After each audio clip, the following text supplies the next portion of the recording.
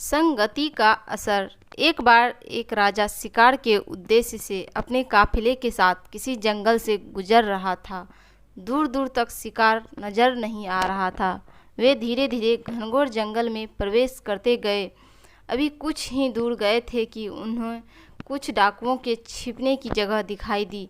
जैसे ही वे उसके पास पहुँचे कि पास के पेड़ पर बैठा तोता बोल पड़ा, पकड़ो पकड़ो, एक राजा आ रहा है। इसके पास बहुत सारा सामान है, लूटो लूटो, जल्दी आओ जल्दी आओ। तोते की आवाज़ सुनकर सभी डाकू राजा की ओर दौड़े दौड़े। डाकुओं को अपनी ओर आते देखकर राजा और उसके सैनिक दौड़कर भाग खड़े हुए। भागते भागते कोसों दूर निकल गए। सामने एक बड़ा सा पेड़ दिखाई दिया। कुछ देर सुस्ताने के लिए उस पेड़ के पास चले गए। जैसे ही पेड़ के पास पहुँचे कि उस पेड़ पर बैठा तोता बोल पड़ा, आओ राजन, हमारे साधु महात्मा की कुटी में आपका स्वागत है। अंदर आइए, पानी लीजिए और विश्राम कर लीजिए।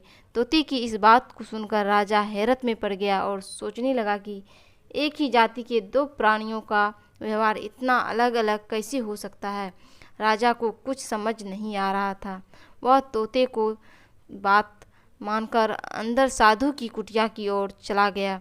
साधु महात्मा को प्रणाम कर उनके समीप बैठ गया और अपनी सारी कहानी सुनाई और फिर धीरे धीरे पूछा, ऋषिवर, इन दोनों तोतों के व्यवहार में आखिर इतना अंतर क्यों है।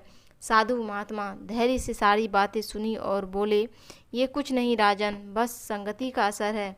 डाकुओं के साथ रहकर तोता भी डाकुओं की तरह व्यवहार करने लगा है और उनकी भी भाषा बोलने लगा है।